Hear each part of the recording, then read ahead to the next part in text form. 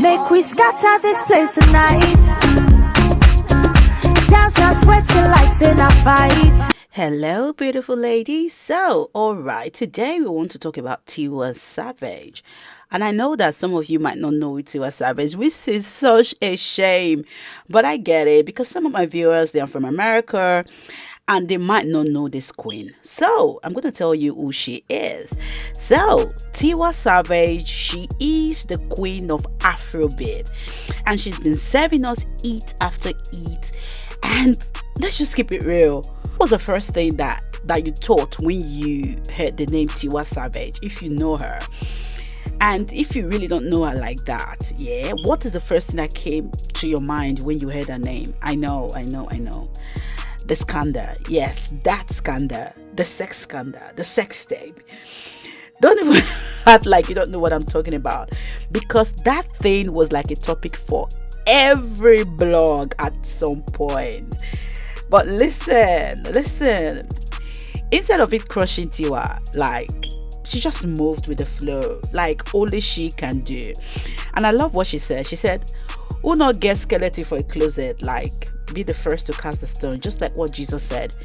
If you have not seen a day in your life, be the first to cast the stone. And honestly, I dropped my mic for her. She honed her truth and kept it moving like the absolute boss lady that she is.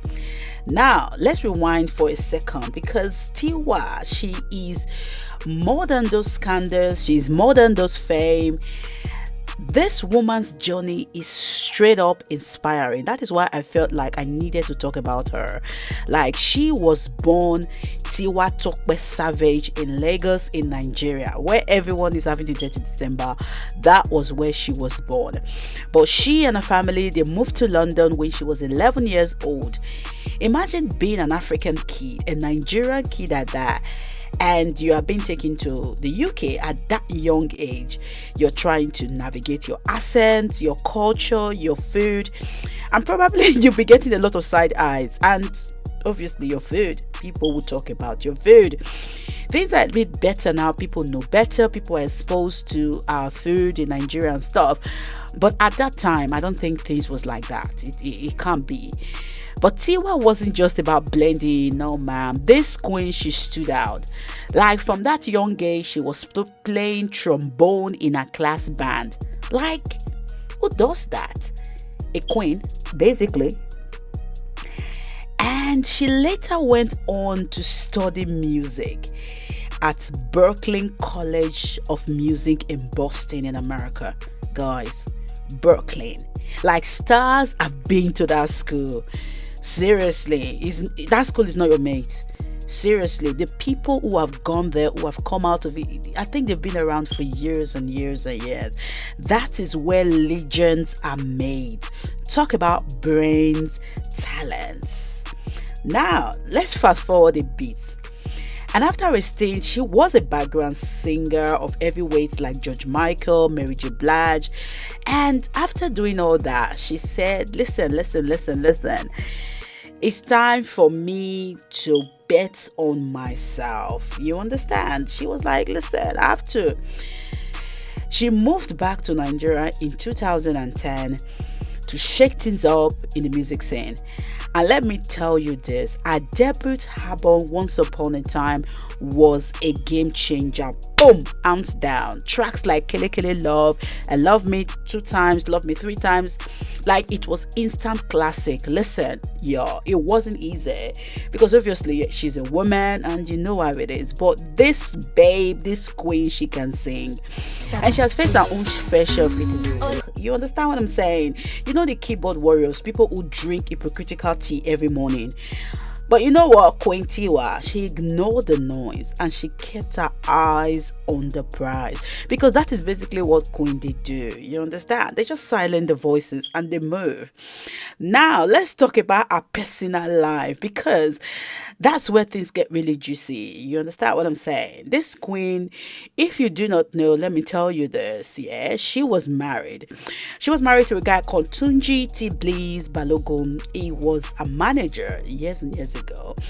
and they had this fairy tale wedding in Dubai. I mean, the pictures were giving black excellence. But unfortunately, that marriage did not last. It hit rock waters.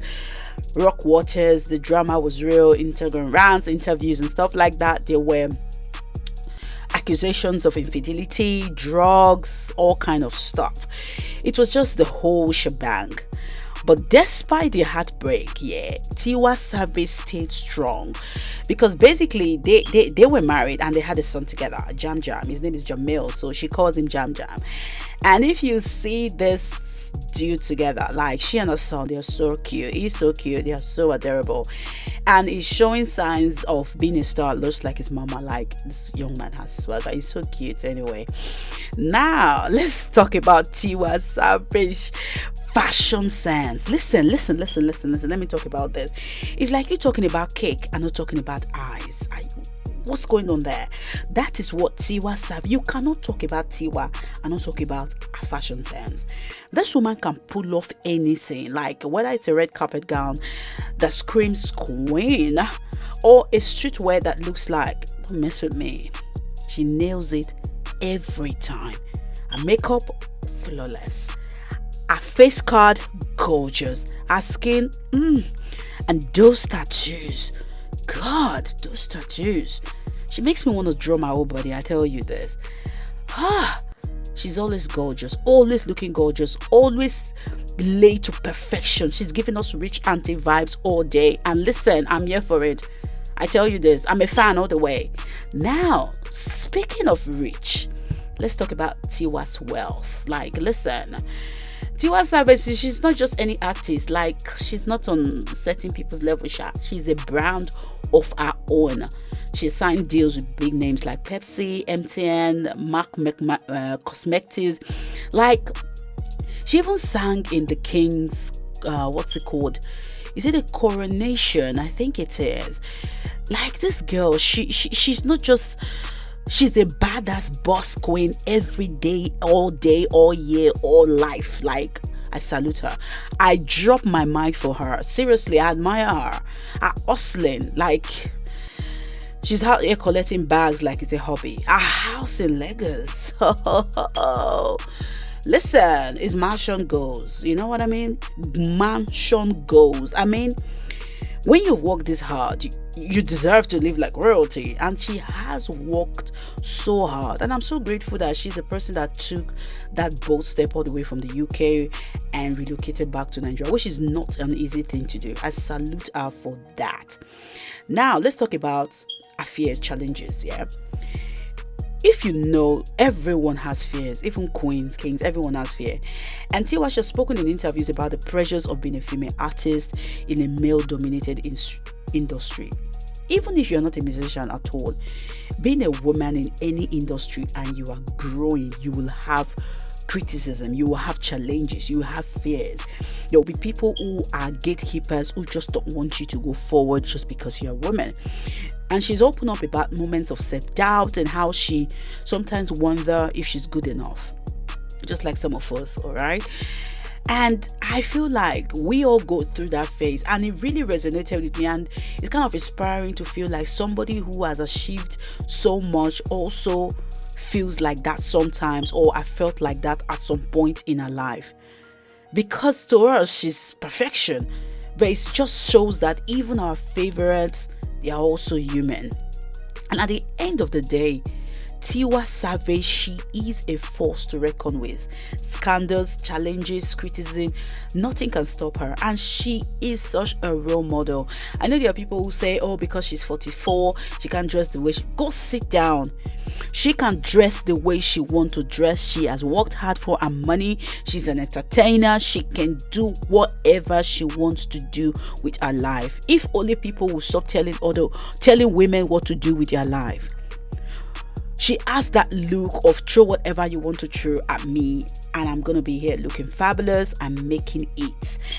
And so, if you ever doubted Tiwa, here's a reminder: put respect on her name. Respect her name. And if you haven't already, go stream her music. Listen, you will love it. Listen, just support greatness.